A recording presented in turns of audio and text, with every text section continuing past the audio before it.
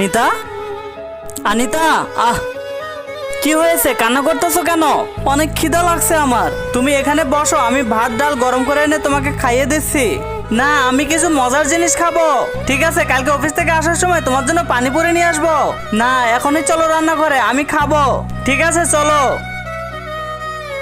এখন কি বানাবো? ম্যাগি বানাও না। প্রথমবারেই তো ডাক্তার এসব খাইতে মানা করেছে। আরে বানাও না। ঠিক আছে, আমি বানাইতেছি। কিন্তু তার আগে তোমার কাছে কোনটা সব থেকে বেশি দামি, এক বস্তা টাকা নাকি মা বাবা? যদি মা বাবা হয় ভিডিওতে একটি লাইক করে চ্যানেলটা সাবস্ক্রাইব করে দিও। লাইক সাবস্ক্রাইব যদি তুমি না করো তাহলে আমি বুঝে নেব তুমি মা বাবাকে একটুও ভালোবাসো না। এই যে নাও।